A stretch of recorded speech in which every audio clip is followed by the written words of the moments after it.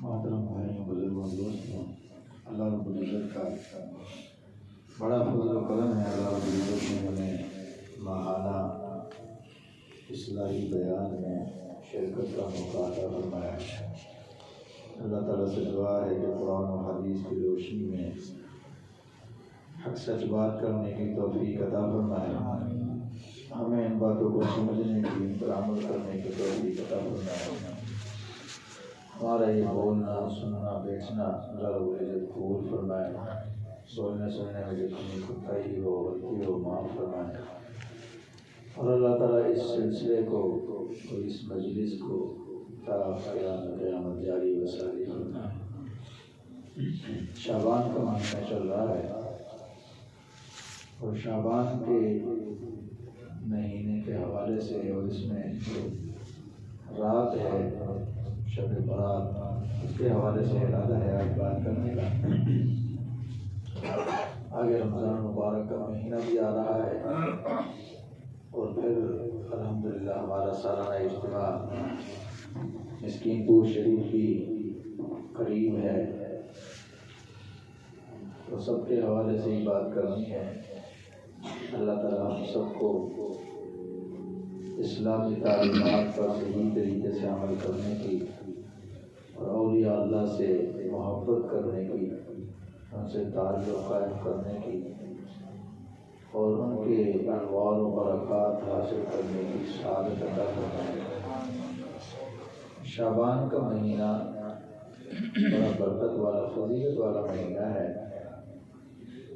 ہمارے نبی اکرم صلی اللہ علیہ وسلم نے اس مہینے کے بارے میں ارشاد فرمایا، شعبان شہری و رمضان شہر اللہ۔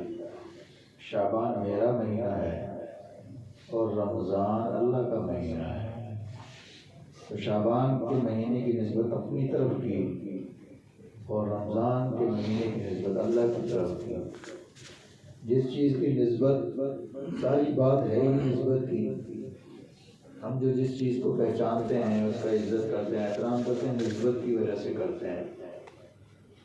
مسجد ہے، اس کی عزت اور احترام کیوں کرتے ہیں؟ اس کی نسبت اللہ کے ساتھ ہے۔ گھر تو سارے ہیں لیکن مسجد اللہ کا گھر ہے تو اس کی عزت اور احترام کرتے ہیں، بیت اللہ کی عزت کرتے ہیں، قرآن کی عزت کرتے ہیں۔ کیوں؟ اللہ کا گھر ہے، اس کی نسبت اللہ کی طرف ہو گئی۔ اسی طریقے سے روضہ رسول صلی اللہ علیہ وسلم کی، مسجد نبوی کی، مدینہ منورہ کی جو عزت اور احترام کرتے ہیں، کیوں کرتے ہیں؟ اس کی نسبت ہمارے نبی صلی اللہ علیہ وسلم کے ساتھ ہے۔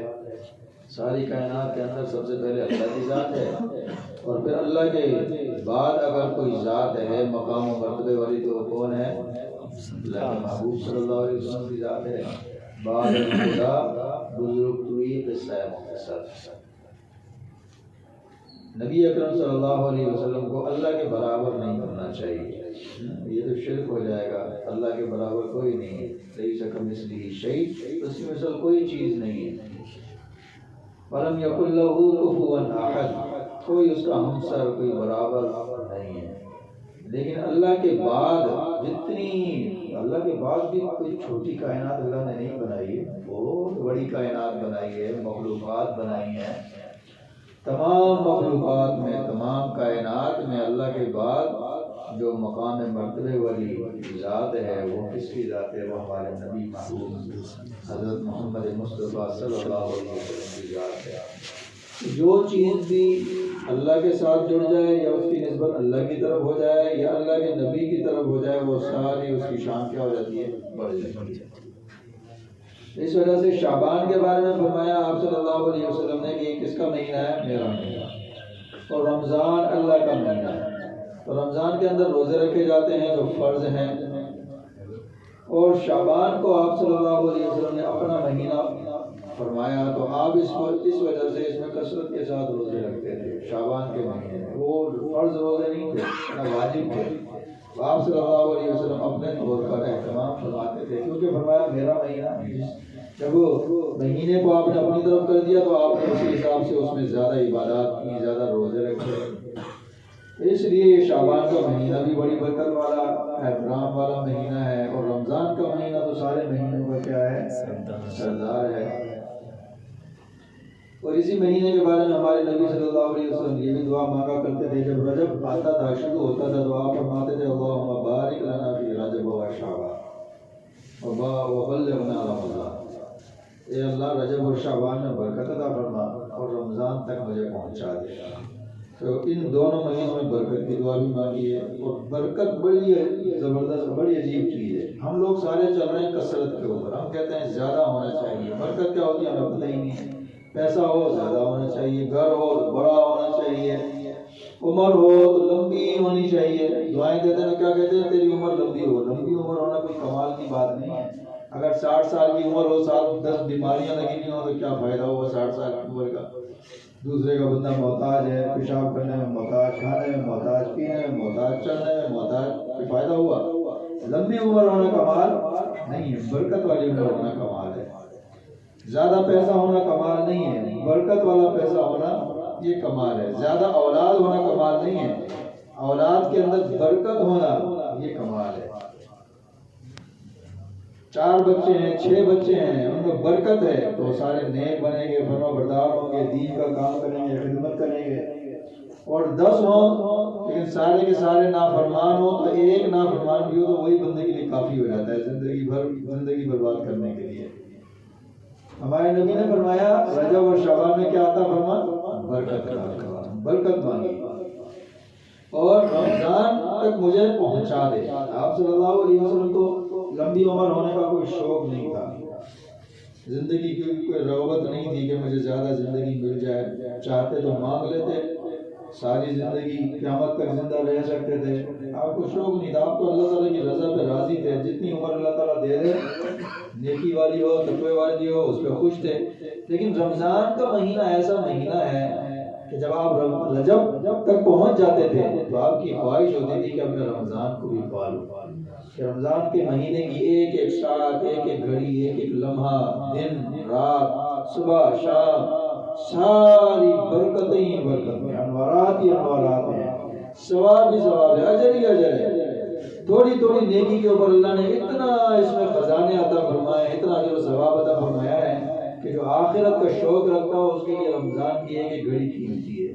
ایک رات کی عطا فرما دی تو 1000 مہینوں سے زیادہ فضیلت والی ہے۔ بندہ 1000 مہینے محنت کرے، عبادت کرے، اس کو اتنا اجر و ثواب نہیں ملے گا، اس سے زیادہ ایک رات میں ليلۃ القدر میں مل جائے گا۔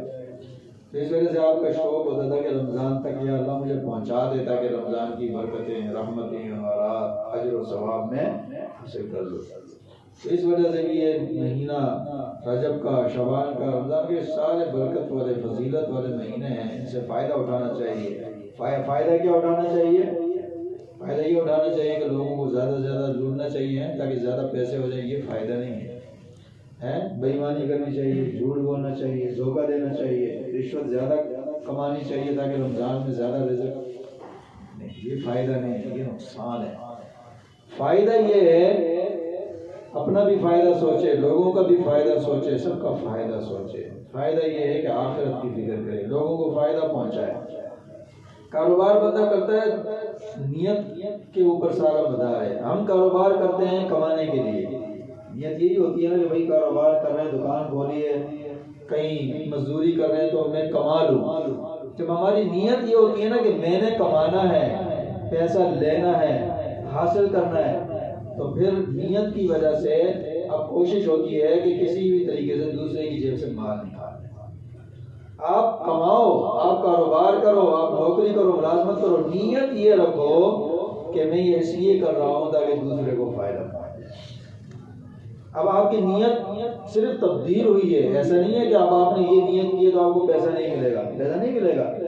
آپ دکان پہ اس لیے بیٹھو کہ یہ میں نے دکان اس لیے بنائی ہے، سامان اس لیے رکھا ہے کہ لوگوں کو فائدہ ہو جائے گا، سہولت کے ساتھ وہ چیز یہاں سے لے لیں گے، ان کو آسانی ہو جائے گی، تو اب بھی آپ کا کاروبار ہوگا۔ لیکن اب آپ کی کیونکہ نیت تبدیل ہو گئی، پہلے آپ کی نیت تھی کمانے کی، آپ اپنی ذات کے لیے، اپنے فائدے کے لیے کما رہے تھے، اجر و ثواب نہیں ملے گا۔ اب آپ کی نیت ہو گئی دوسروں کو فائدہ پہنچانے کی، اب آپ کام کر رہے ہو، کاروبار، تجارت، نوکری، لیکن اب آپ معمولی سے معمولی چیز بھی بیچو گے تو کیونکہ آپ دوسروں کو نفع پہنچانے کی نیت کی ہوئی ہے، نفع آپ کو بھی ملے گا لیکن آپ کو اس پر اجر و ثواب بھی ملے گا، ہے یا نہیں ایسا؟ اور دوسرا فائدہ یہ ہوگا، اب آپ زیادہ سے زیادہ نفع کمانے کے بجائے، کیونکہ آپ نے سوچا ہے کہ میں نے دوسرے کو نفع پہنچانا ہے، آپ تھوڑے نفع کے اوپر بھی راضی ہو جاؤ گے کہ یار اس کو فائدہ پہنچ جائے، تھوڑا نفع رکھ لیتا ہوں۔ اور ہمارے نبی صلی اللہ علیہ وسلم نے فرمایا کہ جس کاروبار کے اندر تھوڑا نفع رکھا جائے اس میں برکت ہوتی ہے۔ شریف وہی برکت والی بات آ گئی۔ ہم سوچ رہے ہوتے ہیں کہ زیادہ نفع آ جائے، 100 روپے کی چیز ہے تو میں 100 روپے تو اوپر رکھوں تاکہ مجھے جتنا میں نے لگایا اتنا مجھے اور مل جائے۔ یہ ہے آپ کا کاروبار کی سوچ۔ اور اگر آپ سوچو کہ بھائی 100 روپے میں نے حاصل خریدا ہے اور میں تھوڑا نفع رکھ کے دے دوں تاکہ اس کو آسانی ہو جائے، تو آپ کو جو نفع ملے گا وہ آپ کو فائدہ بھی ملے گا، آپ کا آخرت کا بھی اجر و ثواب آپ کو مل گیا کیونکہ آپ کی نیت اچھی ہے دوسرے کو فائدہ پہنچانے کی، اور جو تھوڑا نفع آپ کو ملا ہے اس میں اللہ تعالیٰ برکت داخل کر دیں گے۔ جب برکت آ جائے گی وہ سارے کام جو آپ کثرت کے ذریعے کرنے چاہ رہے تھے، زیادہ پیسے آئیں گے تو میرے کام ہو جائیں گے، زیادہ پیسے سے کام نہیں ہوتے، کام کس سے ہوتے ہیں؟ برکت سے۔ تھوڑا پیسہ آئے گا آپ کی بیماریاں نہیں ہوں گی، پریشانیاں نہیں ہوں گی، مسائل نہیں ہوں گے، رکاوٹیں نہیں ہوں گی، تو آپ کے مسائل برکت کے ذریعے سے کیا ہو جائیں گے؟ حل ہو جائیں گے۔ تو اس وجہ سے نفع ان مہینوں میں بھی ہم فائدہ کمائیں، اچھی نیت رکھیں، ہمیشہ اچھی سوچ رکھیں۔ اچھی کہتے ہیں جیسی نیت ویسی مراد، اچھی نیت والا کبھی بھی ناکام نہیں ہوتا اور بری نیت والا کبھی کامیاب نہیں ہوتا۔ وہ ہمیشہ اپنا نفع سوچے گا، میری جیب بھر جائے، میرا پیٹ بھر جائے، میرے بچوں کا فائدہ ہو جائے، تو دوسروں کی جیبیں کاٹے گا، دوسروں سے زیادہ نفع نکالنے کی کوشش کرے گا، برکت ختم ہو جائے گی اور پھر ثواب بھی نہیں ملے گا۔ ان مہینوں میں فائدہ اٹھائیں، کاروبار ہے اس کی نیت یہی کریں کہ ہم نے دوسروں کو فائدہ پہنچانا ہے، اور زیادہ سے زیادہ اعمال کی طرف توجہ دیں، نیکیوں کی طرف توجہ دیں، کیونکہ ان مہینوں کے اندر تھوڑے اجر کا زیادہ ثواب ملتا ہے۔ رمضان کے مہینے میں 1-2 رکعت نفل پڑھو تو کتنا ثواب ملتا ہے پتہ ہے کسی کو؟ بھول گئے سارا، ہر دفعہ فرضوں کے برابر 70 گنا زیادہ ثواب ملتا ہے، فرضوں کے برابر ثواب ملتا ہے۔ نفل پڑھیں تو اجر ملے گا فرضوں کے برابر، اور فرض پڑھیں تو اجر ملے گا 70 گنا زیادہ۔ اب ہم آپ کو کیسے ترازو لے کے سمجھائیں کہ بھائی اتنا اجر و ثواب مل رہا ہے، اس کو یہ معمولی چیز نہیں ہے۔ اب آپ کو اگر کوئی کہے نا کہ بھائی ایسے دن آ رہے ہیں کہ 1 روپیہ لگاؤ گے تو 70 روپے ملیں گے، جلدی سے سمجھ آ جائے گی، ہاں 70 روپے ملیں گے، 1000 لگائیں گے 70,000، لاکھ لگائیں گے تو 70 لاکھ، جلدی سے سمجھ آ جائے گی۔ اور ابھی کہہ رہے ہیں دین کی بات، نیکی کی بات کہ بھائی 2 رکعت پڑھو گے تو فرضوں کے برابر ہو۔ اب آپ کو کیا پتا کہ نفلوں اور فرضوں میں کتنا بڑا گیپ اور فرق ہے۔ ساری زندگی کے نوافل جمع کرو اور ایک فرض کو ایک طرف رکھ دو تو نفل فرضوں کے برابر نہیں ہو۔ ساری زندگی کے نوافل جمع کر کے ایک فرض کے برابر نہیں ہو سکتے۔ فرضوں کے اندر جو کمی ہوگی، نماز میں کمی رہ جاتی ہے، سنت رہ گئی، مستحب رہ گئی، اس طرح کمیاں رہ گئی، تو اس کی جو کمی ہوگی نا وہ کس سے پوری کی جائے گی؟ قیامت کے دن تو ترازو ہوگا، ہر نماز کے ہر عمل کے لیے ترازو لگے گا، بھائی اس کی نماز تولو۔ ہم جو ہے وہ تعداد گن رہے ہوتے ہیں کہ میں نے کتنی رکعتیں پڑھ لی، میں نے اتنی رکعتیں پڑھ لی، یہ نہیں دیکھا جائے گا کہ کتنی پڑھی ہے، یہ دیکھا جائے گا کہ کیسی پڑھی ہے، وزن کتنا ہے، تولا جائے گا، گنا نہیں جائے گا ہاں بھائی اس بندے کی 1000 رکعتیں ہیں، اس بندے کی کتنی ہیں 2 رکعتیں ہیں، یہ گنا نہیں جائے گا۔ اس کی 1000 رکعتیں ہیں لیکن وزن نہیں ہے، یہ ضائع ہو جائے گا۔ اس کی 2 رکعتیں ہیں لیکن اس نے اخلاص کے ساتھ پڑھی ہیں، وہ پورے ترازو کو جھکا دے گا۔ اسی وجہ سے آتا ہے ایک کلمہ رکھا جائے گا پڑھنے میں، دوسری طرف 7 زمین 7 آسمان۔ ہمیں تو یہ نظر آ رہا ہے نا اتنی بڑی زمین ہے، اتنے بڑے بڑے آسمان ہیں، وزن کس کا زیادہ ہونا چاہیے؟ ان کا زیادہ ہونا چاہیے۔ اور لا الہ الا اللہ محمد رسول اللہ چھوٹا سا تو کلمہ ہے، کلمے کا کیا وزن ہوگا؟ چند الفاظ ہیں، چند حروف ہیں، لیکن ہمارے نبی نے فرمایا ایک پڑھنے میں یہ کلمہ رکھو اور دوسرے پڑھنے کے اندر 7 آسمان زمین رکھو، یہ کلمے والا پڑھ رہا جو ہے یہ بھاری ہو جائے۔ اس سے اندازہ لگائیں کہ اخلاص کی، اللہ کے ذکر کی، ان چیزوں کی جو ہے وہ حیثیت ہے۔ وزن نماز کو تولا جائے گا۔ اب تولنے کے اندر ایک ہمارا ترازو ہے، ہمارا ترازو پکڑ لیتا ہے کہ بھائی یہ چیز جو ہے نا اس کا وزن نہیں ہے، ٹماٹر ڈالو بھائی کلو نہیں بن رہا ہے، بھائی پتہ چل جاتا ہے، وہ ترازو ہے نا۔ اسی طریقے سے وہاں جو ترازو ہوگا وہ اعمال کو تولنے والا ترازو ہوگا. اس کے اندر اس بندہ عمل کر رہا ہے، نماز پڑھ رہا ہے، ہمیں تو نظر آ رہا ہے اس نے نماز پڑھ لی، ادھر اللہ والے نے کھڑے ہو کے نماز پڑھی، ادھر ایک عام آدمی نے نماز پڑھی، ہمارے نزدیک دونوں کی نماز برابر ہے. ایسے ہی ہے نا، اس نے بھی نماز پڑھی، اس نے بھی نماز پڑھی، لیکن ان دونوں کی نماز کو تولنے کے لیے اللہ کا ترازو ہے جو اس کی نماز کو الگ کر دے گا، اس کی الگ کر دے گا. اس نے کتنے وزن والی پڑھی ہے، اس نے کتنے وزن والی پڑھی ہے، وہ اس کا سارا سینٹی گریڈ بتا دے گا. یہ 1% وزن رکھتی ہے، یہ 2% رکھتی ہے، یہ 100% وزن والی نماز پڑھی گئی ہے، وہ پکڑ لے گا. جیسے ہماری مشینیں پکڑ لیتی ہیں، بخار اتنا زیادہ اعلیٰ ہے وہ بتا دیتا ہے بخار کتنا ہے. ویسے آپ ناپتے رہو، ہاتھ رکھو، آپ کو لگ رہا ہے کہ 80 ہے، لگ رہا ہے 90 ہے، لگ رہا ہے 100 ہے، وہ اتنا سا میٹر ہوگا، وہ زبان کے نیچے رکھو، وہ بتا دے گا کہ بھائی یہ 101 بخار ہے، آپ نے غلط اندازہ لگایا تھا.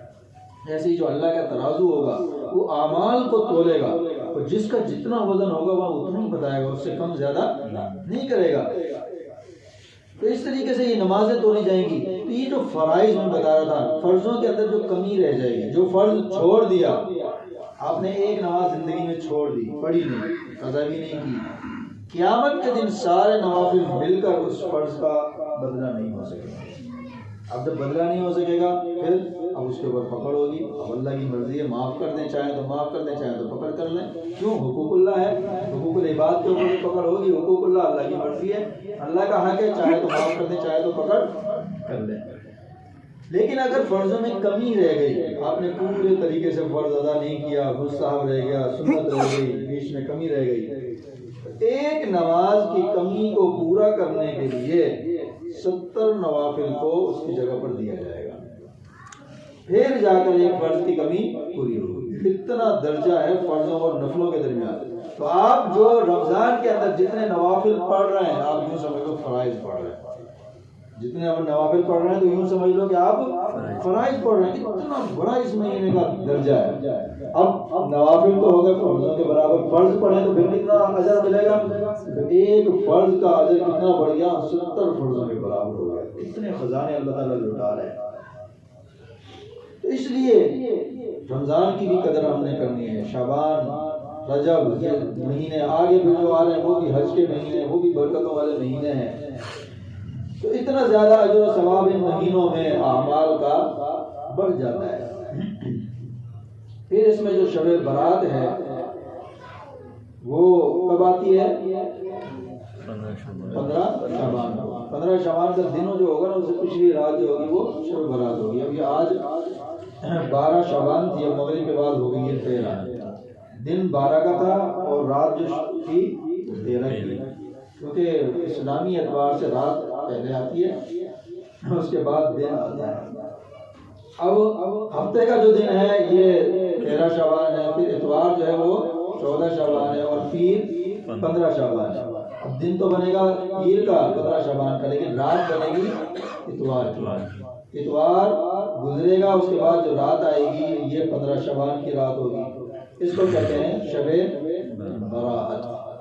اب اس میں ایک تو ہمارے جو سیدھے سادے لوگ ہیں وہ لفظ میں پہلے تو غلطی کرتے ہیں، وہ کہتے ہیں شبرات، شارٹ کٹ بولتے ہیں تو شارٹ کٹ کر دیتے ہیں شب رات. اب شب رات کا اگر معنی دیکھا جائے نا، شب فارسی میں کہتے ہیں رات کو، اور رات بھی رات کو کہتے ہیں. اب اس کا مطلب ہو گیا رات، اس کا بھی معنی ہی نہیں بنا. شب رات نہیں ہے بلکہ کیا ہے؟ شب برات. الفاظ کی بڑی عجیب عجیب غلطیاں ہوتی ہیں. اللہ اکبر. ایک دکان کے اوپر لکھا ہوا تھا، جیسے بیچ میں لطیفہ سناتا ہوں آپ کو، ذرا ذرا سے لفظ سے معنی بدل جاتا ہے. لکھا ہوا تھا بڑھیا کو الٹی آئی ہے.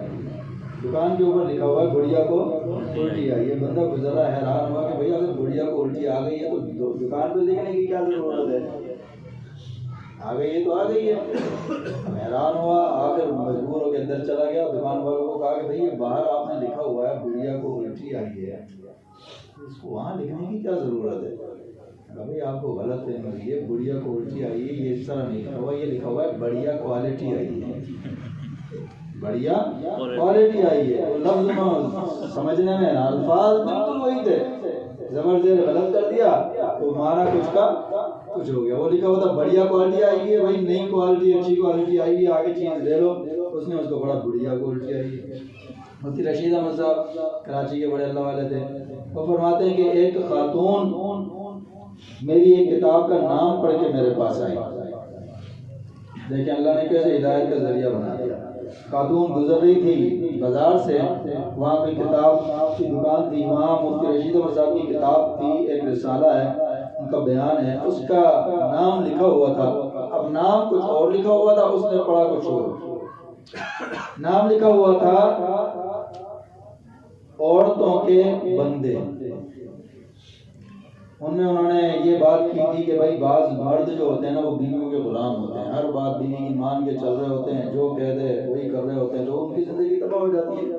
وہ غلط راستے پہ ان کو لگا دیتی ہے, غلط کاموں میں لگا دیتی ہے, وہ کرتے جاتے ہیں, وہ بیوی نے کہا. تو وہ لکھا ہوا تھا عورتوں کے بندے. اب وہ زیور ڈھونڈتی پھر رہی تھی, اس کے دماغ میں زیور چڑھا ہوا تھا, اس نے پڑھا عورتوں کے بندے, اور اس نے کہا یہ تو بڑے کام کی کتاب ہے, اس کے اندر عورتوں کے بندوں کے بارے میں سارا بتایا ہوگا کیسے کیسے بندے ہوتے ہیں. اب اس نے وہ بڑے شوق خرید لی. اب جا کر جب اس کو پڑھنا شروع کیا, اللہ والوں کی زبان کے اندر بھی اثر ہوتا ہے, ان کے اعمال کے اندر بھی اثر ہوتا ہے, ان کی گفتگو کے اندر بھی اثر ہوتا ہے, ان کے الفاظ کے اندر بھی اثر ہوتا ہے. وہ جو لکھ دیں اس کتاب کو پڑھ لیا جائے تو اس میں بھی اثر ہوتا ہے. اللہ والوں کے عجیب اثرات ہوتے ہیں. سادہ بات کرتے ہیں اس میں بھی اثر ہوتا ہے. اب وہ حضرت نے رسالہ جو تھا وہ جب اس خاتون نے پڑھا تو اس کو پڑھنے کی وجہ سے اس کی زندگی بدل گئی. اور پھر وہ آ کر حضرت کے پاس مجلس میں آنا شروع ہوئی, بیعت ہو گئی اور ایک خاتون بن گئی. کہاں سے ایک لفظ غلط ہوا, عورتوں کے بندے, اس نے بندے پڑھ لیا کہ بھائی اس میں عورتوں کے بندوں کا ذکر ہوگا, اس کی زندگی بدل گئی. تو اللہ والوں کی باتوں کے اندر مفتی مولانا قاسم نانوتوی رحمۃ اللہ علیہ فرماتے ہیں, ایک مرتبہ میرے پاس حاجی امداد اللہ مہاجر مکی رحمۃ اللہ علیہ کا خط آیا. حاجی صاحب سے بیعت تھے, حاجی امداد اللہ مہاجر مکی رحمۃ اللہ علیہ. فرماتے ہیں ایک دن میں بیٹھا ہوا تھا, خط نہیں آیا پہلے, بیٹھا ہوا تھا ایک دن, تو میری کیفیت تبدیل ہو گئی اور عجیب سے کیفیت مجھے محسوس ہوئی. لطف آنا, مزہ آنا شروع ہو گیا, ذکر میں مزہ آ رہا ہے, نماز میں مزہ آ رہا ہے.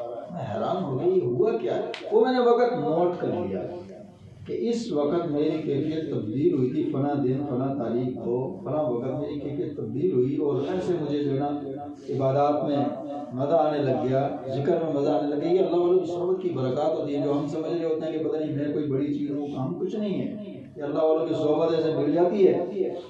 تو جیسے آگ کے قریب بیٹھو تو یہ تو نہیں انسان سوچے دیکھو میرے اندر کیسا کمال ہے, میرے اندر کتنی تپش آ رہی ہے. آپ کے اندر کمال نہیں ہے, آگ سے ہٹو گے تو پھر ویسے ہی ہو جاؤ گے. تو وہ کہتے ہیں کہ میں نے وہ نوٹ کر لیا. کچھ دنوں کے بعد میرے پاس حاجی امداد اللہ مہاجر مکی رحمۃ اللہ علیہ کا خط آیا. وہ خط میں نے پڑھا تو اس میں حضرت نے جو خط لکھنے کی تاریخ لکھی ہوئی تھی وہ وہی تاریخ وہی دن تھا کہ اس وقت حضرت وہاں مکے میں وہاں مکے چلے گئے تھے ہجرت کر کے. وہاں جس وقت حضرت میرا تصور کر کے کہ میں مولانا قاسم نانوتوی کو خط لکھ رہا ہوں, اس تصور سے جو انہوں نے خط لکھا, اس تصور کرنے سے ہی حضرت کی واقعات پھر مجھے اندازہ ہوا کہ وہ جو حضرت نے بیٹھ کے خط لکھ رہے تھے اور میرا تصور کر رہے تھے, سوچ رہے تھے, اس کی وجہ سے میری کیفیت تبدیل ہو گئی. اللہ والوں کے اتنے اثرات ہوتے ہیں, برکت ہوتی ہے. اس لیے کہتے ہیں اللہ والوں کی توجہات دو, ان کی خدمت کرو, ان کو خوش کرو. حضرت خواجہ عبد الخالق بجدوانی رحمۃ اللہ علیہ ہمارے نقشبندی سلسلے کے بہت بڑے بزرگ گزرے ہیں. حضرت خواجہ عبد الخالق بجدوانی رحمۃ اللہ علیہ, ان کا بھی اسی طرح کا ایک واقعہ ہے. ان کا مقام کیا تھا وہ میں آپ کو بتاتا ہوں. ایک مرتبہ بیٹھے ہوئے تھے, ان کے مریدین بیٹھے ہوئے تھے, اتنے میں ایک بندہ آیا اور آ کر حضرت کے قریب ہو گیا اور آ کر کوئی درخواست کی, خاموشی سے سرگوشی سے, اور درخواست کرنے کے بعد حضرت نے دعا کروائی. دعا کروانے کے بعد وہ بندہ اٹھ کے چلا گیا.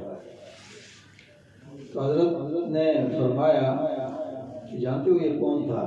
مریدین نے کہا کہ نہیں ہمیں علم نہیں ہے. تو کہا کہ یہ بتایا تیسرے یا چوتھے آسمان کا فرشتہ تھا, اور یہ چاہتا تھا کہ اللہ تعالیٰ میرا درجہ بڑھا دے. فرشتوں کے درجات بڑھتے نہیں ہیں, انسانوں کے بڑھتے ہیں, گھٹتے بھی ہیں اور بڑھتے بھی ہیں. اور جو فرشتے ہوتے ہیں ان کے مقامات بڑھتے نہیں ہیں، کیونکہ ان کے اندر نفس نہیں ہے، گناہ کا تقاضا نہیں ہے۔ اللہ نے جس فرشتے کو جو درجہ دے دیا وہ اسی درجے پر رہتا ہے۔ جس کو پہلے آسمان کا فرشتہ بنا دیا اس کا وہی مقام ہے، اس سے وہ آگے نہیں جا سکتا۔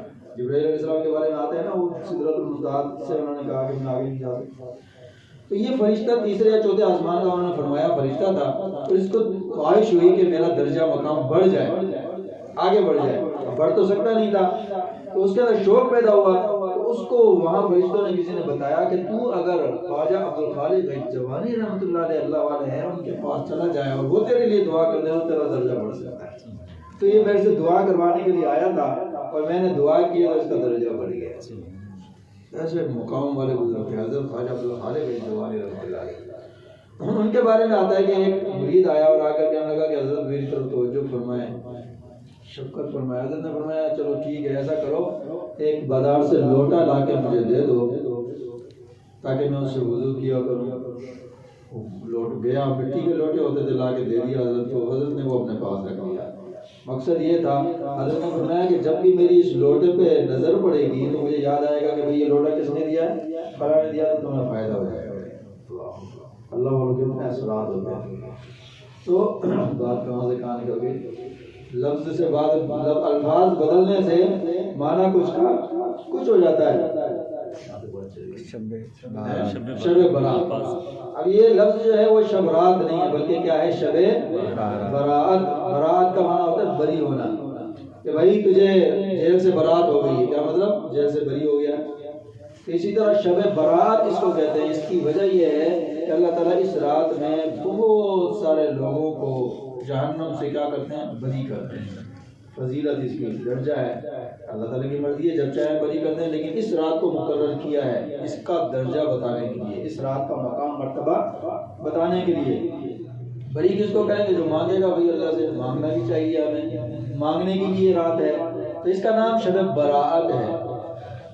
ایک حدیث میں آتا ہے کہ اس رات میں اللہ تعالیٰ پہلے آسمان، جو سب سے پہلا آسمان ہے، ادھر تجلی فرماتے ہیں، قریب آ جاتے ہیں، اور آ کر پوری رات مخلوق کی طرف متوجہ ہو کے فرماتے ہیں، ہے کوئی سوال کرنے والا میں اسے عطا کروں، ہے کوئی رزق مانگنے والا میں اسے رزق دوں، ہے کوئی مغفرت مانگنے والا میں اسے مغفرت دوں۔ اس طرح پوری رات اللہ تعالیٰ اپنے مخلوق کی طرف متوجہ رہتے ہیں اور پوچھتے رہتے ہیں کوئی ہے۔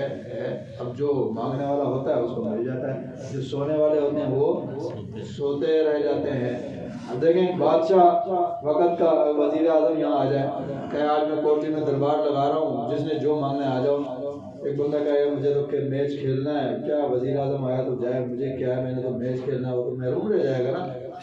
تو وزیر اعظم تو دینے کے لیے بیٹھا ہوا ہے۔ تو اس رات میں خصوصی طور پر، ویسے روزانہ تہجد کے وقت اللہ تعالیٰ آسمان دنیا پر تجلی فرماتے ہیں، تہجد کے وقت، باقی رات میں نہیں۔ اس وقت میں خصوصی اللہ تعالیٰ تجلی فرماتے ہیں اور متوجہ ہو جاتے ہیں۔ جو لوگ اس وقت اٹھ کے عبادت کر رہے ہوتے ہیں، دعائیں مانگ رہے ہوتے ہیں، بڑا خاص بارات تجلی، ساری کائنات چلانے والے اللہ ہیں۔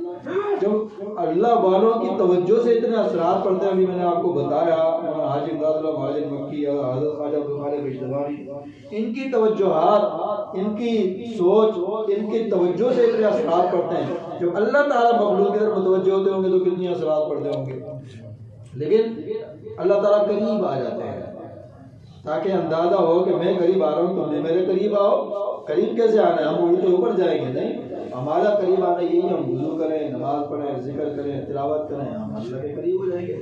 تو پوری رات اللہ تعالیٰ تہجد کے وقت روزانہ اللہ تعالیٰ قریب آتے ہیں، اور اس رات میں شب برات میں اللہ تعالیٰ شروع رات سے پوری رات تک قریب آ کر اور ثواب کہتے رہتے ہیں کہ کوئی ہے مانگنے والا۔ اب جو مانگنے والے ہیں وہ مانگیں، اللہ تعالیٰ متوجہ ہیں، کیوں نہیں دیں گے؟ اسی لیے متوجہ ہوئے نا۔ ایک سخی کہے ہاں بھی مانگو مانگو، بندہ کہے مجھے فلاں دے دیں، وہ کہے جاؤ بھاگ جاؤ، میں نہیں دے رہا، فائدہ کیا ہوگا بھائی؟ مجھے کیوں کہا تھا کہ مانگو؟ جب بندہ کہہ رہا ہے کہ مجھ سے مانگو میں دوں گا، اسی لیے کہہ رہا ہے کہ مانگو گے تو میں دے دوں گا، اور بندے مانگیں ہی نہیں تو پھر قصور کس کا ہے؟ محرومی کس کی ہے؟ بندوں کی محرومی ہے۔ تو یہ رات مانگنے کی رات بھی ہے، اللہ تعالیٰ ہر وقت متوجہ ہے کہ بھائی مانگ لو۔ پھر خاص طور پر 3 سوالوں کا ذکر ہے، کوئی سوال کرنے والا ہے، کوئی رزق مانگنے والا ہے، کوئی مغفرت مانگنے والا ہے، پھر 3 سوال آتے ہیں، باقی بھی جو بھی مانگے، سوال کرنے میں تو سارا آ گیا جو بھی مانگے، رزق میں خصوصی طور پر دنیا کا معاملہ آ گیا، اور مغفرت میں مغفرت کا معاملہ آ گیا۔ اس رات کے اندر 2 بڑی اہم چیزیں ہیں جو میں آپ کو سمجھانا چاہ رہا ہوں کہ اس رات میں جو فضیلت والی رات ہے، 2 بڑی اہم چیزیں، ایک کہ یہ عبادات کے اعتبار سے، مانگنے کے اعتبار سے فضیلت والی اللہ کے فضل کی رات ہے، اللہ تعالیٰ اس پر خصوصی لوگوں کے اوپر کیا فرماتے ہیں؟ فضل فرماتے ہیں۔ اور دوسری اہم بات اس رات کے اندر یہ ہے کہ اس رات میں تقدیر کے فیصلے ہوتے ہیں، تقدیر کے فیصلے ہوتے ہیں۔ پورے سال میں بندوں نے جو جو کرنا ہوتا ہے، جو جو ان کو ملنا ہوتا ہے، جو مرنے ہیں، جو پیدا ہونے ہیں، جو رزق ملنا ہے، پریشانیاں آنی ہیں، جو خوشیاں آنی ہیں، جو حالات آنے ہیں، بیماریاں آنی ہیں، شفا آنی ہے، وہ ساری پورے سال کی جس بندے کے ساتھ جو ہونا ہے فرشتوں کے حوالے ہو جاتا ہے۔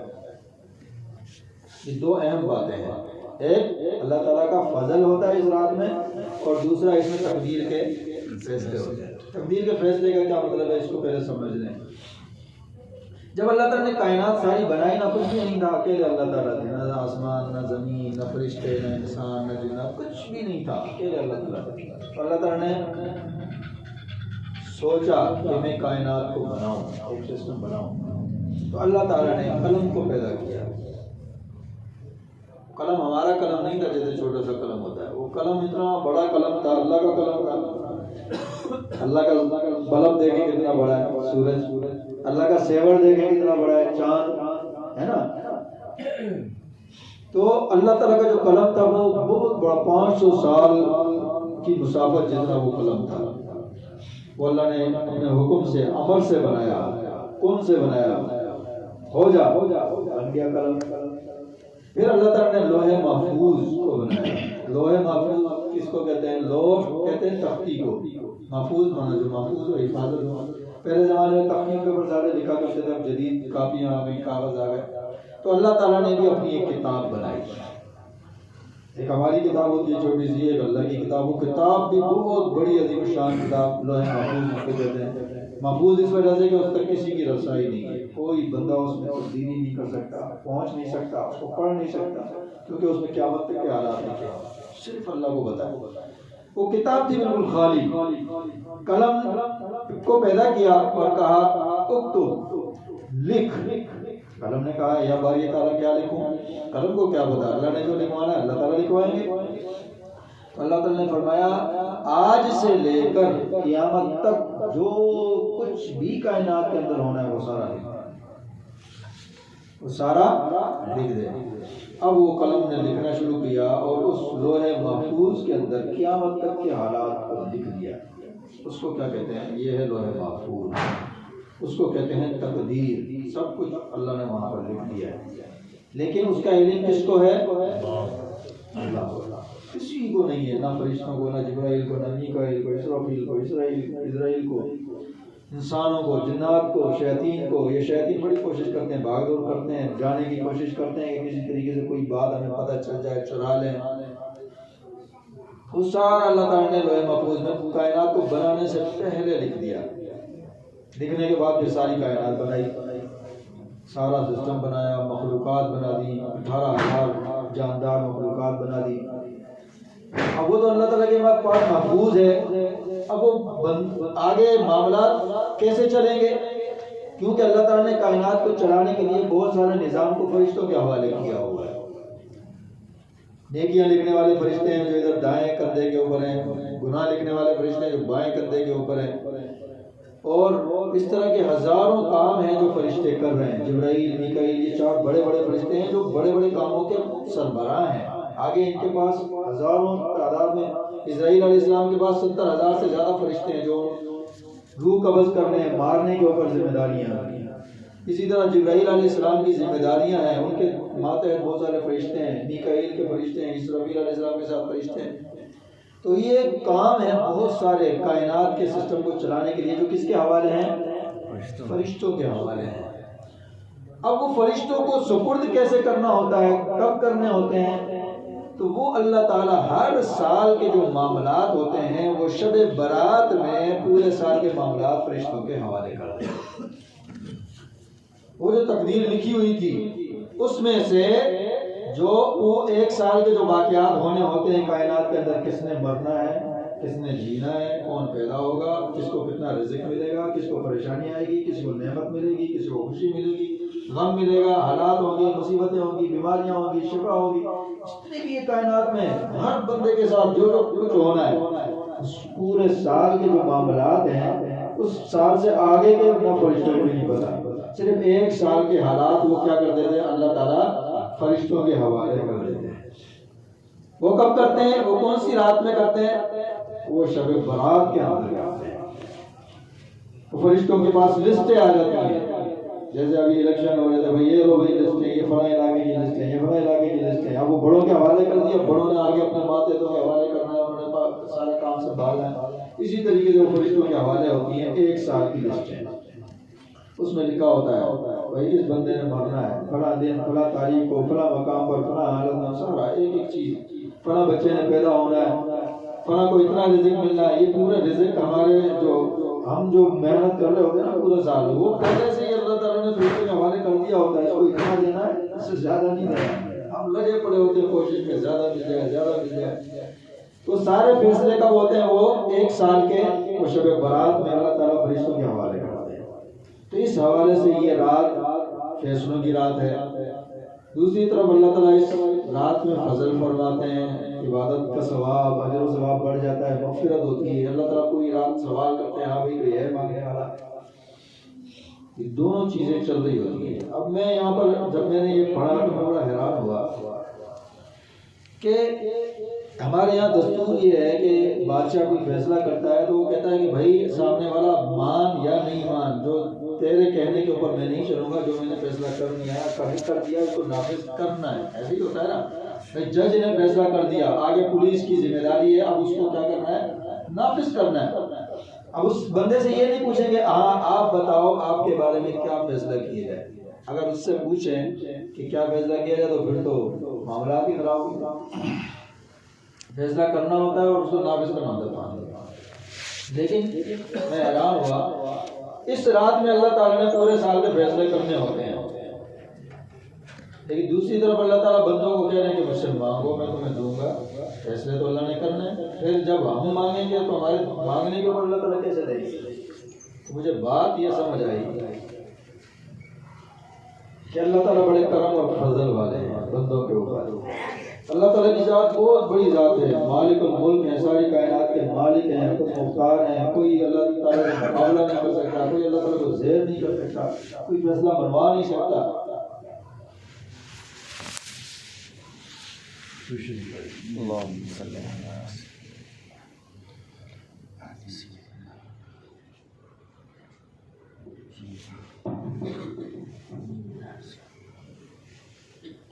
ایک طرف اللہ تعالیٰ فرما رہے ہیں کہ مجھ سے مانگ لو میں تمہیں دوں گا، دوسری طرف فیصلے بھی فرما رہے ہیں پورے سال کے.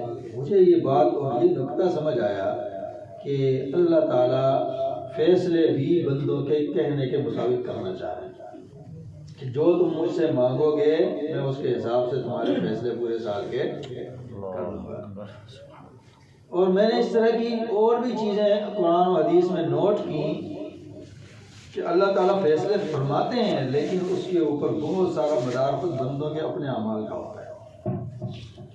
ایک نبی نے پوچھا ہے یا اللہ اس بات کی کیا نشانی ہے کہ آپ بندوں سے راضی ہیں، آپ بندوں سے راضی ہیں ہمیں کیسے پتہ چلے گا. اللہ تعالیٰ نے فرمایا آپ یہ دیکھو کہ وہ بندہ مجھ سے کتنا راضی ہے، وہ جتنا مجھ سے راضی ہوگا میں اتنا اس سے راضی ہوں. تو اللہ نے اپنی رضا کا فیصلہ بندے کی رضا کے اوپر چھوڑ دیا. جتنا بندہ مجھ سے راضی ہے میں بھی اس سے اتنا راضی ہوں. تو اس سے پتہ چلا کہ اگر اللہ چاہتے کہتے نہیں میں اس سے راضی ہوں، اس سے راضی نہیں ہوں، بس میری مرضی ہے، ایسے نہیں، بندے کے اوپر ہے. جیسے بندہ مجھ سے راضی ہوگا اسی طریقے سے یہاں پر بھی یہ ہے اللہ تعالیٰ چاہ رہے ہیں کہ اپنے باروں میں تم نے پورے سال کے فیصلے کروانے، مجھ سے مانگ لو. اس رات میں میں پوری رات بیٹھا ہوا ہوں، کہہ رہا ہوں تمہیں بار بار کہ جو مانگنا ہے مجھ سے مانگ لو، جو مانگ لو گے میں تمہیں دے دوں گا۔ لہٰذا جو بندے اس رات کی قدر کو سمجھیں گے، اللہ کے سے فیصلے کروائیں گے۔ پوری رات جاگنا ضروری نہیں ہے، یہ بات تو سنیں، پوری رات جاگنا ضروری نہیں ہے۔ ایک یہ بھی بڑی غلط فہمی ہے لوگوں کے اندر، وہ کہتے ہیں یہ جاگنے کی رات ہے۔ اب جب کنسیپٹ یہ بن گیا، سوچ یہ بن گئی کہ یہ رات کون سی ہے؟ جاگنے والی ہے۔ اب جاگنا تو کسی طریقے سے بھی جاگنا ہے۔ اب لوگ فلمیں دیکھ رہے کے بھی جاگ رہے ہیں، بھائی آج رات جاگنے والی رات ہے۔ اب وہ گلیوں میں پھر رہے ہیں، کوئی موٹر سائیکلوں کے اوپر پھر رہا ہے۔ وجہ کیا ہے؟ بھائی اس رات میں سونا نہیں ہے، جاگنے کی رات ہے۔ یہ غلط فہمی ہو گئی۔ تو شیطان نے یہ ذہن میں ڈال دیا کہ بھائی جاگنا ہے، بھلے کیسے بھی جاگو۔ کوئی گھر میں بیٹھا ہوا ہے، زبردستی اپنے آپ کو کھڑا کیا ہوا ہے، موبائل دیکھ رہا ہے، دیکھ ہی جا رہا ہے، آنکھیں جھٹکے آ رہے ہیں، نہیں جاگ رہا ہے۔ فیس بک دیکھتا رہوں جاگ رہا ہے، واٹس ایپ دیکھتا رہوں جاگنا ہے، یوٹیوب دیکھتا رہوں جاگنا ہے۔ بھائی سونا نہیں ہے، سو گئے تو پتہ نہیں کیا ہو جائے گا۔ ایسے نہیں، یہ جاگنے کی رات نہیں ہے۔ کس کی رات ہے؟ یہ عبادت کی رات ہے، اعمال کی رات ہے۔ ذکر اذکار کرو، نیک اعمال کرو، تلاوت کرو، نمازیں پڑھو، اللہ سے مانگو، دعائیں کرو، عبادات کی رات ہے۔ اور دوسرا، پوری رات جاگنا ضروری نہیں ہے، یہ انسان کی استطاعت ہے نہیں، ہمت ہے نہیں۔ ایک بندہ سارے سال سو رہا ہے پوری رات کو، تو ایک دم وہ پوری رات جاگ نہیں سکتا۔ انسان کی عادت ہوتی ہے، اسٹیمنا ہوتا ہے۔ ایک بندہ 8 گھنٹے ڈیوٹی پابندی سے کر رہا ہے، تو 8 گھنٹے ڈیوٹی بڑے ریلیکس ہو کے کرے گا، اس کے لیے کوئی مسئلہ نہیں ہوگا، عادت بنی ہوئی ہے۔ آپ اس بندے کو کہہ دو کہ تم نے 12 گھنٹے ڈیوٹی کرنی ہے، اس کے لیے 12 گھنٹے ڈیوٹی کرنا مشکل ہو جائے گا۔ وہ کہے گا 8 گھنٹے تو میں کرتا تھا، یہ 4 گھنٹے میرے اوپر بھاری ہو جائیں گے۔ شروع میں اس کو آہستہ آہستہ کرے گا، پھر وہ 12 گھنٹے بھی ڈیوٹی کرنے لگ جائے گا۔ تو جو بندہ سارے سال سوتا ہے وہ ایک دم پوری رات کو نہیں جاگ سکتا۔ اب وہ ہمارے لوگ جذبات میں آ کے کہتے ہیں پوری رات جاگنا ہے، پھر ہوتا یہ ہے کہ شروع میں جاگتے ہیں، پھر زبردستی جاگنے کی کوشش کرتے ہیں، پھر آخر کار ایک وقت آتا ہے کہ جب فجر کا وقت ہوتا ہے پھر سو جاتے ہیں۔ پتہ چلا پوری رات جاگے اور فرض جو ہے وہ فجر کی نماز جو فرض ہے وہ کیا ہو گئی؟ چھوٹ گئی۔ فرض ابھی آپ کو میں نے بتایا، ساری زندگی کے نفل کافی نہیں ہو سکتے تو ایک رات کے نوافل کیسے کافی ہوں گے فرض کے برابر؟ ساری رات جاگنا ضروری نہیں ہے، ہمت کر کے جتنا جاگ سکتے ہیں جاگیں، عبادت کریں یکسوئی کے ساتھ۔ گنتی نہیں کرنی اللہ نے کہ اس نے کتنی رکعتیں پڑھی ہیں، کتنی مرتبہ۔ اللہ تعالیٰ نے تولنا ہے، وزن دیکھنا ہے کہ وزن کتنا ہے۔ 2 رکعت پڑھی ہیں، اچھے طریقے سے پڑھی ہیں، ذکر کیا ہے، اچھے طریقے سے کیا ہے، میری رضا کے لیے کیا ہے، کسی کو دکھایا تو نہیں ہے۔ اللہ کی رضا کے لیے جو عمل کیا جائے گا وہ مقبول ہوگا۔ جہاں اللہ کی رضا نہیں ہوگی، دکھاوا آ جائے گا، تو وہاں پر وہ عمل بیکار ہو جائے گا۔ ایک بزرگ کہتے ہیں کہ میں نے ایک مرتبہ سورہ طٰہٰ کی تلاوت کی، بڑے شوق سے، لگن سے، توجہ کے ساتھ بیٹھ کے سورہ طٰہٰ میں نے پڑھی۔ اللہ والوں کی توجہ ہوتی ہے، شوق بھی ہوتا ہے، رغبت بھی ہوتی ہے۔ فرماتے کہ رات کو میں نے خواب دیکھا کہ وہ جو سورہ طٰہٰ کی میں نے تلاوت کی تھی، مجھے میرا اعمال نامہ ہاتھ میں دیا گیا۔ اس میں نے جب اس کو کھولا تو سورہ طٰہٰ سونے کے پانی سے لکھی ہوئی تھی۔ خوش ہو گیا کہ اللہ نے اتنی پسند کی سورہ طٰہٰ جو میں نے تلاوت کی تھی کہ وہ سونے کے پانی سے لکھی ہوئی ہے، میرا عمل مقبول ہو گیا۔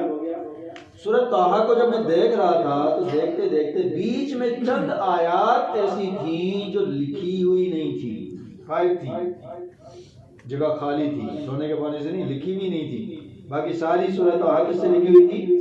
سونے کے پانی سے لکھی ہوئی تھی۔ اب اور زیادہ حیران ہو گیا، پڑھی تو میں نے سورہ طٰہٰ پوری تھی، ایسا تو نہیں تھا کہ میں نے چند آیات بیچ میں چھوڑ دی، لیکن یہاں پر لکھی ہوئی نہیں ہے، یہ کیا وجہ ہے؟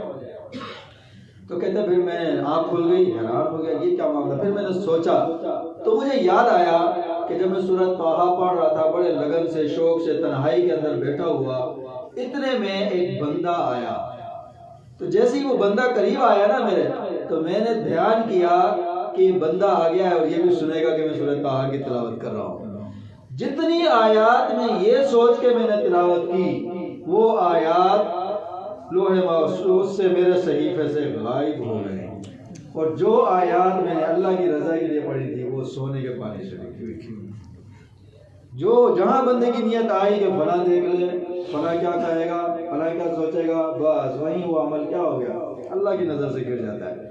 ایک حدیث میں آتا ہے کہ اللہ تعالیٰ فرماتے ہیں میں تمام پارٹنروں میں، شریکوں میں سب سے زیادہ مستغنی ہوں۔ ہر پارٹنر کہتا ہے کہ بھائی مجھے میرا حصہ دے دو، فرض چیز ہے، اس نے کتنا کمایا ہے بھائی، 50-50 کے پارٹنر ہیں تو ہر ایک کی کوشش ہوتی ہے بھائی مجھے پورا حصہ 50% مجھے مل جائے اور 50% دوسرے کو ملے، ایسے ہی ہوتا ہے نا۔ وہ الگ بات ہے کہ آج کل ہر ایک کی کوشش ہوتی ہے کہ میں دوسرے کا حق کھا جاؤں، ہر پارٹنر کی۔ جو ہم نے اتنے واقعات سنے جہاں پارٹنرشپ کی وہاں لڑائی جھگڑا اختلاف، اچھے خاصے دوست تھے، بڑے مخلص دوست تھے، بڑی محبت تھی، اگر ان میں لڑائی کروانی ہے نا ان کو کاروبار کا پارٹنر بنا دو، دونوں ایسے دشمن ہو جائیں گے ایک دوسرے کے کہ قتل کرنے کے لیے مار داڑ کے لیے تیار ہو جائیں گے۔ یہ پارٹنرشپ ایسی چیز ہے، نظر ہی تبدیل ہو جائے گی، سوچ ہی تبدیل ہو جائے گی، یہ کھا کیوں رہا ہے، یہ پی کیوں رہا ہے، یہ میرے پیسے سے کھا رہا ہوگا، یہ میرے حصے سے کھا رہا ہوگا، یہ کس کے بچے کیوں اچھا پڑھ رہے ہیں اور یہ کہاں سے لے کے آ رہا ہے۔ اللہ اکبر، بھائی تیرے ساتھ پارٹنر ہے، تجھے مل رہا ہے تو اس کو بھی مل رہا ہے۔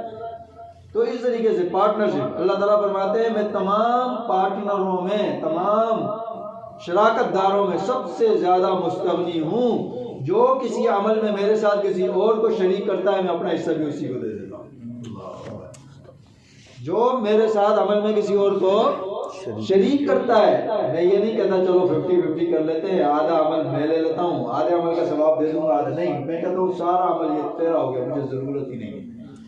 تو اس وجہ سے اعمال جو ہے اس کو تولا جاتا ہے، وزن کیا جاتا ہے، اس کو گنا، تھوڑی دیر عبادت کریں، یکسوئی کے ساتھ کریں، مانگیں اللہ سے، رزق مانگیں، دنیا مانگیں، آخرت مانگیں، بھلائیاں سب کچھ مانگیں، صرف دنیا بھی نہیں مانگے۔ قرآن میں اللہ تعالیٰ فرما رہے ہیں وَمِنْهُم مَّن يَقُولُ رَبَّنَا آتِنَا فِي الدُّنْيَا۔ بعض لوگ ہیں کہتے ہیں کہ بس دنیا میں ہمیں جو دینا ہے دے دے، آخرت کا سوال نہیں کرتے، بس کیا کہتے ہیں یہ مل جائے، یہ مل جائے، دنیا مل جائے، دنیا مل جائے۔ اللہ تعالیٰ فرما رہے ہیں وَمَا لَهُمْ فِي الْآخِرَةِ مِنْ خَلَاقٍ، ان کو آخرت میں کچھ بھی نہیں ملے گا، آخرت میں برباد ہو جائیں گے، ضائع ہو جائیں گے۔ اور بعض وہ ہیں جو کہتے ہیں وَمِنْهُم مَّن يَقُولُ رَبَّنَا آتِنَا فِي الدُّنْيَا حَسَنَةً وَفِي الْآخِرَةِ حَسَنَةً وَقِنَا عَذَابَ النَّارِ۔ جو سمجھدار لوگ ہیں وہ کہتے ہیں یا اللہ میں دنیا میں بھی بھلائی عطا فرما اور آخرت میں بھی بھلائی عطا فرما، دونوں مانگتے ہیں، دنیا بھی اور آخرت بھی۔ ان کو اللہ نے پسند کیا ہے۔ تو یہاں پر ایک نقطے کی بات دیکھیں، جو خالی دنیا مانگ رہا ہے اس کو اللہ نے پسند نہیں کیا، فرمایا اس کا آخرت میں کوئی حصہ نہیں ہے۔ لیکن جو صرف آخرت مانگ رہا ہے اس کو بھی ذکر نہیں کیا، یہ نہیں کہا کہ صرف آخرت مانگو، کہا اس کا ذکر نہیں کیا، فرمایا جو دنیا بھی مانگے اور آخرت بھی، دنیا کی بھلائی آخرت کی بھی بھلائی مانگے، یہ سمجھ آ رہے ہیں۔ انبیاء بھی دنیا کی بھلائی مانگتے ہیں۔ بعض لوگ جنون میں اتنے آ جاتے ہیں، وہ کہتے ہیں ہمیں دنیا چاہیے ہی نہیں، بس کچھ نہیں چاہیے، ہمیں تو صرف آخرت چاہیے، یہ بھی سمجھداری نہیں ہے، یہ بھی اللہ کو پسند نہیں ہے۔ دنیا میں بھی ہمیں بھلائی کی ضرورت ہے، عافیت کی ضرورت ہے، سکون کی ضرورت ہے، راحت کی ضرورت ہے، برکت کی ضرورت ہے، نیکیوں کی ضرورت ہے، اچھے کاموں کی ضرورت ہے۔ تو اس لیے اس وقت میں، اس رات میں تھوڑا مانگیں، تھوڑا وقت عبادت کریں، یکسوئی کے ساتھ، سکون کے ساتھ، جتنا کر سکتے ہیں وہ کریں، اور اس کے بعد آرام کریں، اور اس کے بعد پھر اپنا صبح کو اٹھ کر اپنا فجر کا اہتمام کریں، تہجد کا اہتمام کریں۔ تو یہ رات اس اعتبار سے بڑی اہم ہے کہ اللہ تعالیٰ چاہ رہے ہیں کہ پورے سال کے جو میں نے فیصلے کرنے ہیں مجھ سے مانگ لو، تاکہ میں تمہارے پورے سال کے فیصلے اچھے کر دوں، بہتر کر دوں۔ اب ایک سوال یہ آتا ہے کہ جب اللہ نے سب کچھ لکھ دیا ہے، سب کچھ تو ہونا ہے، پھر کیا مانگنے سے کیا ہوگا، ملے گا تو وہی جو تقدیر میں لکھا ہوا ہے۔ تو اس کا جواب یہ ہے کہ بھائی تقدیر بھی اللہ نے ہی لکھی ہے نا، جب اللہ تعالیٰ چاہے اس کو بدل بھی دیتے ہیں، اللہ تعالیٰ چاہے تو اس کو بدل بھی سکتے ہیں۔ قرآن میں اللہ تعالیٰ ایک جگہ فرماتے ہیں یمحو اللہ ما یشاء ویثبت وعندہ ام الکتاب، اللہ تعالیٰ کے پاس لوح محفوظ ہے، اس کو ام الکتاب بھی کہتے ہیں، تمام کتابوں کی کیا ماں۔ جیسے امریکہ نے موب نام رکھا ایک بم کا، یعنی تمام بموں کی ماں، وہ اتنا بڑا بم تھا کہ اس کو کہا تمام بموں کی، وہ افغانستان کے اندر گرایا ظالموں نے، کوئی اور جگہ ان کو ملتی نہیں ہے، سارے اسلامی ممالک بس یہی ان کے مسلمان مظلوم۔ فلسطین کے اندر دیکھیں کیا حال کیا ہوا ہے، 60,000 ٹن بارود اتنے سے غزہ کے علاقے کے اندر انہوں نے ظالموں نے گرا دیا ہے، 60,000 ٹن بارود، 29,000 عورتیں بچے مسلمان شہید کر چکے ہیں، اور 70,000 کے قریب زخمی ہیں، لاکھوں بے گھر ہو چکے ہیں، ہزاروں ان کا پتہ ہی نہیں ہے وہ کہاں چلے گئے۔ قبروں کو نہیں چھوڑا ظالموں نے، قبروں کو کھود کھود کے مسلمانوں کی ہڈیاں بھی، قبرستان بھی سارے کھود کے ہڈیاں بھی باہر نکال دی، اور کیا کہہ رہے ہیں کہ ہم انسانوں سے نہیں لڑ رہے ہیں، یہ حیوان ہیں، ہم ان کو حیوان سمجھتے ہیں، لہٰذا ان کا کھانا پینا بند کرنا، اس کو ان کے اوپر جتنا بھی کچھ کیا جائے کوئی مسئلہ نہیں ہے۔ اللہ، ان کا آخری وقت قریب آیا ہوا ہے، آخری انجام قریب آیا ہوا ہے، جو اتنا ظلم کر رہے ہیں۔ تو اس کا نام رکھا بموں کی ماں۔ تو اللہ تعالیٰ نے اپنے لوح محفوظ کا نام کیا رکھا ہے؟ ام الکتاب، تمام کتابوں کی ماں، سب سے بڑی کتاب تو وہی کتاب ہے۔ تو اللہ تعالیٰ فرما رہے ہیں لوح محفوظ ام الکتاب میرے پاس ہے، میں اس میں جو بھی چاہتا ہوں برقرار رکھتا ہوں، جو چاہتا ہوں مٹا دیتا ہوں۔ تو لہٰذا اس رات میں اللہ سے